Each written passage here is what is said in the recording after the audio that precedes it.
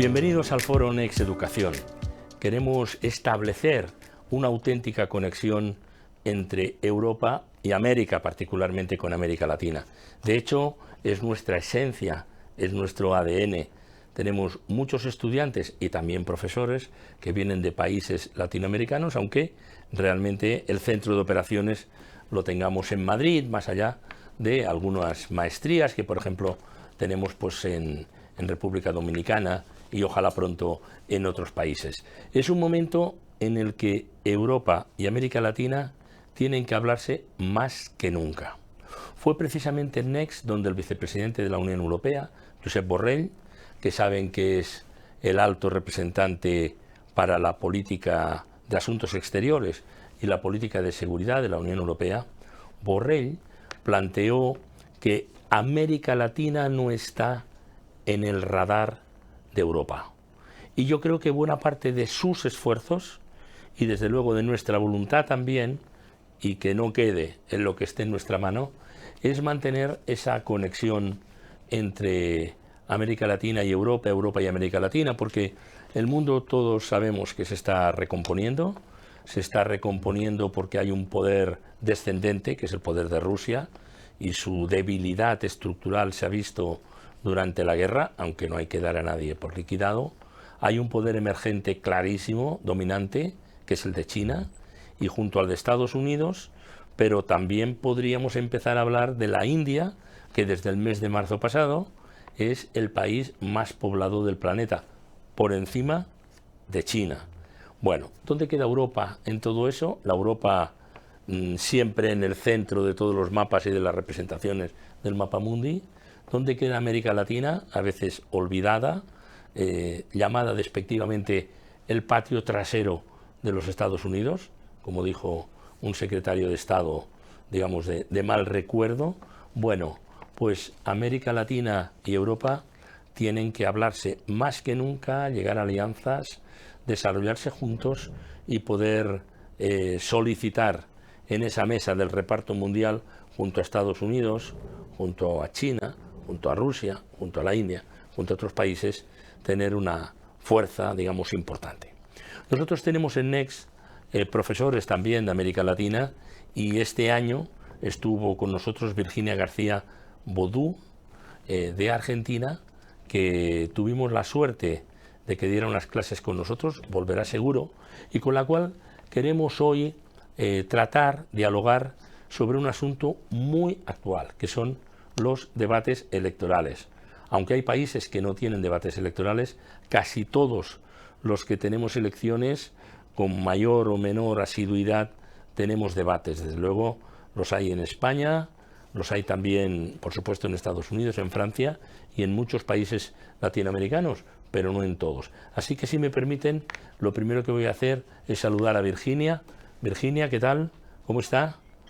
¿Qué tal, Manuel? Muchísimas gracias por la invitación. Siempre es un gusto compartir con ustedes. Pues a mí me gustaría mucho hablar de debates en general y que fuera un diálogo entre nosotros, pero tengo muchísimo interés en escucharte, Virginia, en tu condición de psicóloga, porque hemos hablado de los debates y la psicología de la comunicación política. Eso para mí es importante, porque es un elemento nuevo, ¿no? Pero en primer lugar, hablemos, si te parece, en una entrada en los debates. ¿Cuán importante te parecen los debates electorales en una campaña electoral? Creo que son muy importantes y por varias razones. En primer lugar, porque sabemos que la televisión es aún hoy en día el medio más accesible para la mayoría de la ciudadanía, con lo cual es una puerta de entrada muy importante a la política, y en ese sentido los debates tienen varias funciones y varias capacidades. Por una parte, la capacidad de informar, de que las personas, los ciudadanos, podamos saber cuáles son las agendas, cuáles son las propuestas, cuáles son las posiciones de las candidatas y los candidatos en cada tema. Por otra parte, nos permiten contrastar, no simplemente escuchar a una o a otro, sino poder establecer en ese momento un contraste entre las posturas de las diferentes personas que se están enfrentando por un mismo cargo. Por otra parte, es un ritual muy importante porque nos recuerda a todas las personas que elegimos y apostamos por la democracia como forma de convivencia política. Y en ese sentido también sabemos que los debates muchas veces actúan como motivadores, motivan a las personas, quizás alguien que se iba a abstener o no iba a votar luego de un debate, dice la verdad, me interesé, quiero participar, quiero tener una voz en este proceso electoral. Y por supuesto, diría que también nos dan una medida más o menos indirecta de las competencias que tienen las candidatas y los candidatos, ¿no? Un poquito ver si, no es lo mismo si yo en el debate, por ejemplo, soy amable con mi contendiente, aunque sea firme, que si maltrato a mi contendiente. De alguna manera, la ciudadanía, vamos construyendo percepciones de cómo son las personas que nos quieren representar también a partir de estos escenarios de debate. Bueno, dice el profesor Alan Schroeder, un personaje muy interesante, yo creo que es la persona que en el mundo ha estudiado más los debates electorales, exactamente en 65 países, que no siempre, pero bueno, tienen debates electorales, y me planteaba una vez que a su juicio, fíjese, dice, está equivocada la metáfora, no es un boxing dialéctico, es una selección de personal. Así que uno sentado frente al televisor ve, decide si va a votar a este o esta, a este o la otra, en función lo contrata con su moneda, la moneda es su voto, y con esa moneda le contrato como director general de España S.A., de Argentina S.A., de República Dominicana S.A. o de México o de Colombia. Yo creo que está muy bien planteado y un debate, y además a través de la televisión, permite ver mucha información. Y yo creo que la ciudadanía tiene derecho a conocer quién aspira a gobernarle y tiene derecho a verlo también en una situación incómoda, no digo dramática, de una situación de crisis dialéctica que se produzca en un plato de televisión, porque si no es capaz de salir con cierta elegancia y eficacia ya de ese momento, pues oiga, ¿cómo saldrá de un despacho en el que haya una crisis no dialéctica sino real, ¿no? ¿Qué te parece la metáfora que plantea el profesor Schroeder? De hecho, no la conocía, me parece interesantísima, pero de hecho una de las cosas que siempre planteo en los cursos o cuando hablamos de estos temas es que desde mi punto de vista, en muchos sentidos, una campaña electoral es la entrevista laboral más larga que va a tener una candidata o un candidato en toda su vida. Es una entrevista laboral que va a durar un mes, 2 meses, el tiempo que dure la campaña, en donde la ciudadanía, el día de las elecciones, va a decidir si le da ese trabajo de presidente de gobierno o de alcalde o de, no sé, gobernadora que se está persiguiendo, ¿no? Entonces, sí coincido, creo que es una... y que los debates, en buena medida, por eso decía, a la ciudadanía nos dan una indicación de cómo se posicionan las personas en su labor, porque la verdad es que la democracia es disenso. La democracia es trabajar arduamente en el medio del disenso para construir consensos. Entonces, no es lo mismo una persona que agrede a su rival que una persona que, aunque le estén cuestionando cosas, tiene una cierta altura para poder manejar sus argumentaciones, ¿no? Y creo que eso también es importante. Los candidatos en un debate, yo coincido, no es un ring de box, es mucho más que eso. Sí, van a contender, por supuesto que sí, pero nos están dando muchísima más información que simplemente el ping-pong de propuestas y el debate entre las distintas posiciones que defienden. Virginia, yo creo, me ha parecido entender en tu primera intervención que estás de acuerdo en que un debate genera participación política. A mí me parece haberlo medido como sociólogo, no solamente en favor de aquellos, imaginemos que son dos, en el cara a cara, sino también en otras votantes de otros partidos, en otras tendencias. Es decir, sería como la fiesta suprema el debate de una campaña electoral, el momento culminante, el momento máximo, ¿no? Y además es verdad que hay países de larga tradición. Yo leía que Hillary Clinton y Barack Obama se enfrentaron 37 veces. En 37 debates había otras personas también, y aquello se iba achicando, ¿no? Porque iban cayendo gente por el camino, digamos, ¿no? Pero a veces dicen, por los demócratas ya hay 8 candidatos. Y entonces se hacen en distintos estados, etcétera, etcétera. Y además Estados Unidos tiene 300 millones de habitantes y por lo tanto esto es así. Ahora me gustaría, Virginia, si ya estamos de acuerdo en eso, en que me hablaras más de la vertiente psicológica de los candidatos. Porque tú tienes un visor especial, que son tus conocimientos en psicología, y tu práctica, tu experiencia, y me gustaría que viéramos los debates ahora desde el perfil de una profesora de psicología. Con mucho gusto. A ver, hay una pregunta que en la psicología se ha hecho desde siempre, que es, ¿para qué sirven los debates? ¿Para cambiar opiniones? ¿Para reforzar opiniones? ¿O para generar opiniones donde antes no las había? ¿No? Evidentemente es una herramienta de persuasión, eso está claro, el debate electoral es una herramienta de comunicación persuasiva, pero ¿qué es lo que produce finalmente? ¿Refuerzo de lo que ya pensábamos, cambio de opinión o forma opiniones donde antes no había opiniones? La verdad es que la mayoría de las veces lo que los estudios nos muestran es que los debates sirven sobre todo a la función de reforzar lo que las personas ya creemos. Básicamente la psicología nos ha enseñado que los seres humanos somos muy selectivos, entonces prestamos atención a aquella información que se relaciona con nuestras creencias, con lo que ya estamos esperando encontrar. Entonces nuestro recuerdo, nuestra atención, nuestra memoria es altamente selectiva. Probablemente si nosotros dos estuviéramos viendo un debate, tú recordarías unas cosas y yo recordaría otras, y eso que recordemos va a tener que ver con nuestras creencias previas. Ahora, eso no quiere decir que porque las personas tengamos un sesgo de confirmación y de buscar información que básicamente confirme lo que ya pensábamos de antes, no quiere decir que a veces en los debates no sucedan cosas inesperadas que de repente nos iluminan otros aspectos y nos hacen pensar en cosas que nunca habíamos pensado y entonces sirvan para hacernos cambiar de opinión, ¿no? Si bien la principal función suele ser de refuerzo, también nos podrían hacer cambiar de opinión porque los debates no están controlados, son escenarios donde pueden suceder muchísimas cosas. Y también podría suceder que personas que no son de ninguno de los partidos que están contendiendo en ese momento, que se definen como personas sin afiliación partidaria o política, al ver un debate de repente se formen una opinión y quieran apoyar una determinada opción, ¿no? Entonces creo que son válidos en todos los sentidos y que la psicología nos muestra, volviendo a algo que decías recién, que los debates son muy buenos para activar la participación, porque nos hacen pensar, nos involucran, nos comprometen y todo eso hace que el día de las elecciones estemos un poquito más predispuestos a querer salir a emitir nuestro voto. Sí, a mí me parece muy interesante esa opinión que comparto de que los debates son incontrolables. Precisamente en las últimas horas y por la proximidad de los debates en España, me preguntaba una persona, oiga, usted que ha estado ahí y que ha estado en medio, ¿verdad que todo está preparado al milímetro?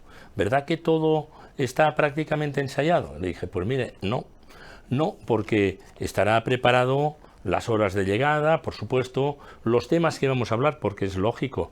¿De qué vamos a hablar? Primero de empleo y economía, después de políticas sociales, después de otras leyes que hayan podido venir, de institucionalidad, de asuntos exteriores, etcétera. Hay que ordenar el debate para que uno no empiece por el final, etcétera. Estupendo. Los tiempos, vamos a medirlo. Todo eso puede ser con precisión, pero cuando el debate comienza, cada uno dice lo que cree conveniente allí.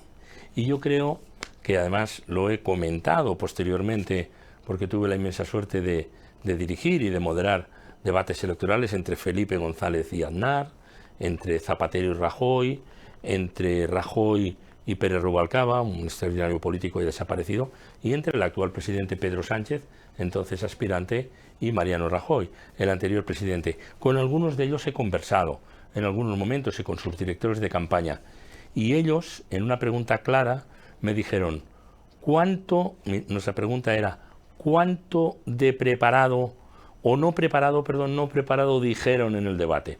Y ambos coincidieron, un 45, un 50, un 55%. Es decir, no todo está en las fichas que preparan los candidatos. Cuando el debate comienza, puede suceder cualquier cosa. Y yo supongo que ahí, Virginia, los aspectos psicológicos y los aspectos emocionales, una palabra que irrite a la persona que tenía enfrente, pues puede degenerar pues un pequeño cataclismo, ¿no?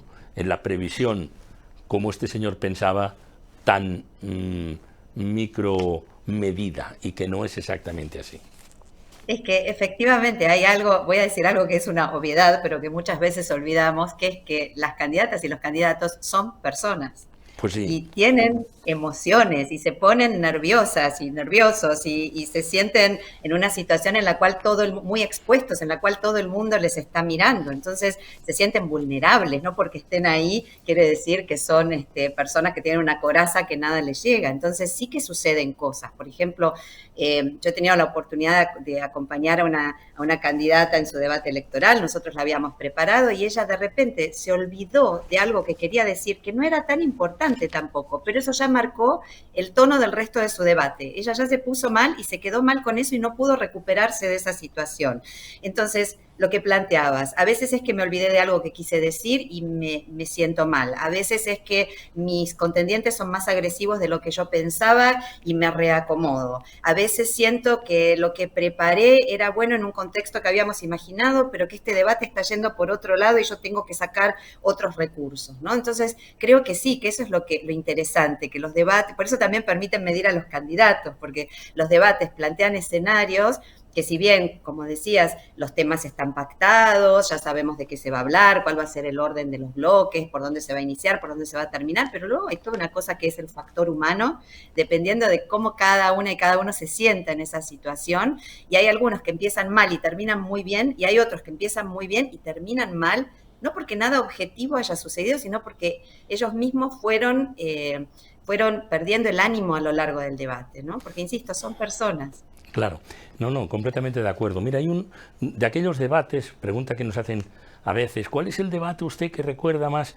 Bueno, todos recordamos los Kennedy-Nixon, todos sabemos que quienes lo vieron por la televisión dieron por ganador a Kennedy, quienes lo escucharon por la radio dijeron que había estado mejor Nixon, y allí se descubrió efectivamente que había algo que no se controlaba, que era la comunicación no verbal, hasta el punto, y el miedo que se tuvo a los debates, que durante 16 años se interrumpieron en Estados Unidos, ¿no? Y ahí es donde nacen en las universidades estudios de psicología, el libro de Flora Davis, el lenguaje silencioso, etcétera, etcétera. Pero mira, permíteme, hay un debate entre un hombre y una mujer que a mí me impactó enormemente, que fue el presidente Nicolas Sarkozy y la aspirante socialista Ségolène Royal en París. En aquel momento que llega el debate, en las encuestas, Sarkozy va 5 puntos por arriba. Y toda la prensa francesa decía, si es capaz Ségolène Royal de ganar este debate, ella realmente pasará a ser la favorita. Mira, el debate fue espectacular. Yo creo que ella quizá no midió su capacidad de provocación porque le estuvo provocando constantemente. Yo recuerdo a Sarkozy que tenía las manos así cogidas debajo de la mesa, como conteniéndose, y yo pensaba, debe tener unos electrodos ahí abajo o algo, ¿no? Como para castigarse, como para poder decir, a ver cómo soporto yo esto. Pero no lo consiguió arrancar de su posición, y en cambio ella, en esa excitación de buscar, se disparó y creo que se descalificó porque, claro, medir la agresividad en una televisión, volvemos a la psicología, es determinante. Bueno, el debate terminó como se volvieron a hacer las encuestas y seguía 5 puntos por delante Sarkozy, pero hubiera podido dar un vuelco y él decía, señora, pero perdón, señora y tal. Si él pierde los nervios en ese momento, si él se dispara, pierde, porque había una mujer allí sentada y había un hombre. No quiero que suene mal, pero a veces la posición de los espectadores no es la misma respecto a un hombre que respecto a una mujer. No sé qué piensas de esto. Sí, creo, para retomar lo que estabas diciendo, una cosa más, que creo que lo que estabas comentando es un excelente ejemplo de cómo cuando se trabaja con candidatas y candidatos y cómo cuando una candidata o un candidato encara una campaña, la inteligencia emocional es tan importante como la inteligencia intelectual, ¿no? Esto de poder regular las emociones, de poder convertir el enojo en una estrategia que no sea simplemente agredir al otro. Creo que la inteligencia emocional es clave y sobre todo en los escenarios de comunicación electoral como pueden ser los debates. Sí, efectivamente ser mujer en la política es bastante diferente que ser hombre en la política y las candidatas electorales lo tienen más difícil. Yo estoy muy contenta porque tengo entendido que en este debate electoral, en este próximo debate electoral en España va a participar Yolanda Díaz, ¿no? Que sería por primera vez una mujer Así es. participando en un debate para presidencia de gobierno Eso de es. España. O sea, me parece que es histórico y que es bien interesante que esto suceda. Pero es cierto que hay en nuestras sociedades y en nuestras culturas existe un sesgo inconsciente que hace que asociemos, sin quererlo, el espacio público con los hombres y el espacio privado con las mujeres. Esto hace que haya un nivel de prejuicio respecto del liderazgo, porque tendemos a pensar que los líderes son, los hombres son naturalmente líderes y no así las mujeres. Entonces, lo que sucede, por las dudas esto no lo digo yo, es decir, lo vemos, por ejemplo, el último reporte del Programa de Naciones Unidas para el Desarrollo sobre el índice sobre percepciones y normas de género, lo que vamos a ver es que aún hoy, en la tercera década del siglo XXI, la mitad de la población del mundo sigue creyendo que los hombres son mejores líderes políticos que las mujeres, aún en países donde nunca han tenido la experiencia de ser liderados por una mujer, lo cual nos marca que esto es un prejuicio, ¿verdad? No es producto de la Sin duda experiencia. alguna. ¿No? Entonces, ¿cómo se traduce esto? Bueno, se traduce básicamente en que de los hombres se asume su liderazgo y las mujeres tienen que probarlo todo el tiempo. Ahora, es una trampa 22, es una paradoja, porque si una mujer tiene un estilo de liderazgo amable, empático, cercano, se le suele decir que le falta garra para liderar.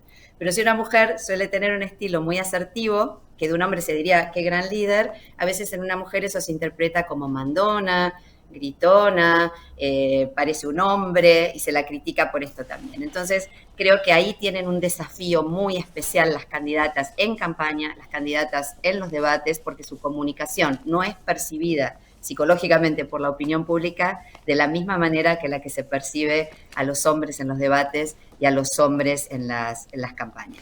Virginia, tú como asesora política, cuando has asesorado, por ejemplo, has citado a una mujer, aunque no la identifiques, ¿qué recomendación le darías ante un debate?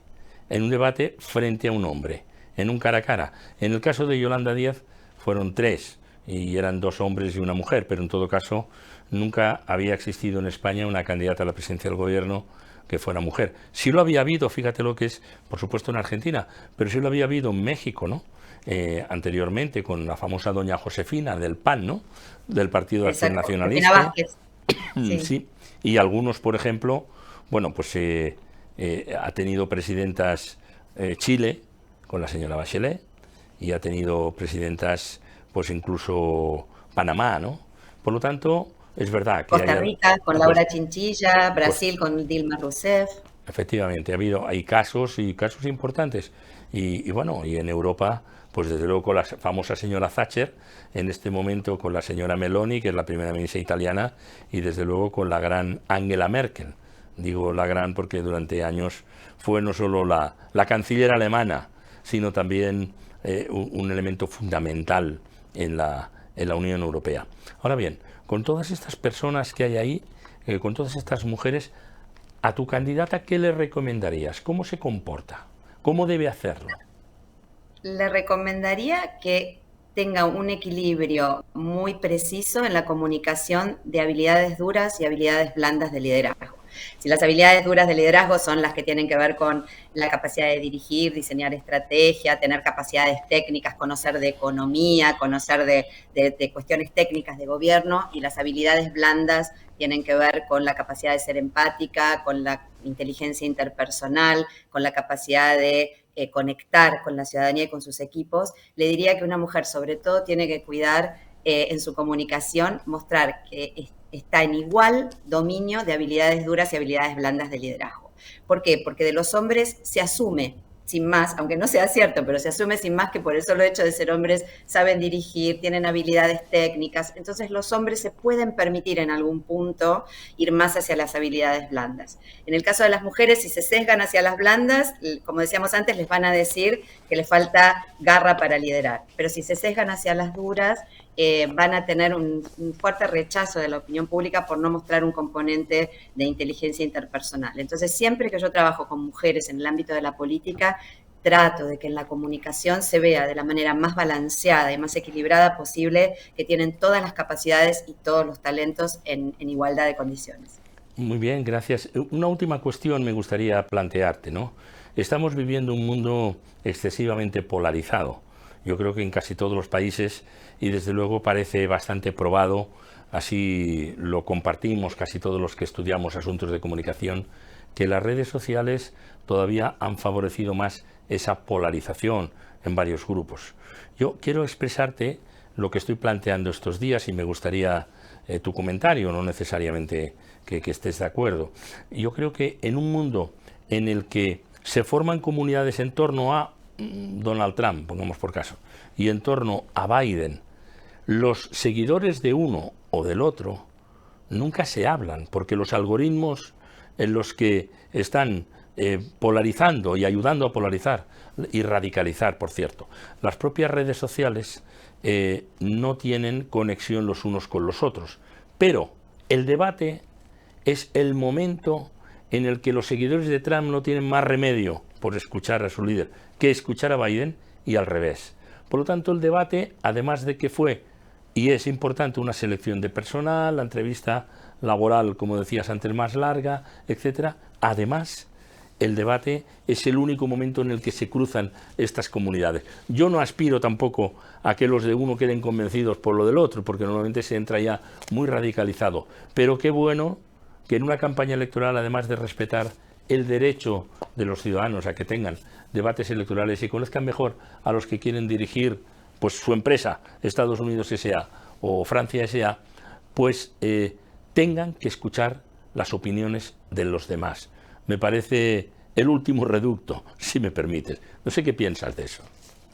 Estoy totalmente de acuerdo, creo que esa es la idea, ¿no? O sea, poner a debatir todas las ideas, poner a competir todas las ideas y que tengamos que escuchar las que nos gusten y las que no nos gustan, porque quizás algo podemos empezar a pensarlo diferente o podemos cambiar de opinión. Creo también que hay un desafío que tenemos en términos de los debates electorales, que es pensar si se pueden hacer formatos también distintos, ¿no? En donde no solamente sean ping-pong, sino que quizás haya debates por temas, ¿no? Un debate de economía, un debate de alguna otra cuestión, de educación, para que también, para salir de esta lógica que también comentabas, de la polarización, de sí, no, blanco, negro, creo que si tuviéramos debates temáticos en los cuales se pudiera profundizar un poco más en cada tema, también tendríamos más chance de conocer en profundidad cosas que a veces en la superficie parecen una cosa y en realidad son otra, ¿no? Entonces creo que también habría que reflexionar sobre cómo estamos pensando en los debates y si los podemos mejorar desde el punto de vista de los contenidos. Muy bien, pues muchísimas gracias, Virginia. Ojalá te volvamos a tener muy pronto, espero que sí, ¿no? En unos meses presencialmente en Madrid, en las aulas de Next Educación, en nuestra maestría de Comunicación Política Avanzada. Fue muy apreciada tu presencia por los alumnos. Por esa razón te hemos invitado a participar en esta cuestión y seguiremos hablando de debates porque vienen tiempos electorales realmente muy intensos, ¿no? Y además, fíjate que vamos camino del 24 con elecciones en Estados Unidos, con lo cual eso puede ser enormemente determinante porque, como decía nuestro querido amigo, profesor y gran periodista, gran escritor Manuel Vázquez Montalbán, no es justo, decía, en las elecciones de Estados Unidos deberíamos votar todos, vivamos donde vivamos, porque lo que allí se decida nos va a afectar muy directamente en nuestros países y no sucede en otros, con lo cual efectivamente serán las elecciones ya máximas en noviembre, el primer martes después del primer lunes de noviembre del año 2024. Muchísimas gracias por tu participación, un abrazo y pronto nos vemos. A todos ustedes, muchísimas gracias por seguir en el foro Next Educación y por seguir estos diálogos, esta conexión entre Europa y América Latina que hoy hemos dedicado a los debates electorales y también incorporando algunos elementos nuevos, como esa visión de lo que supone la psicología y también qué sucede cuando hay una mujer en el plató disputando la presidencia de un gobierno o de una nación. Muchas gracias por seguirnos.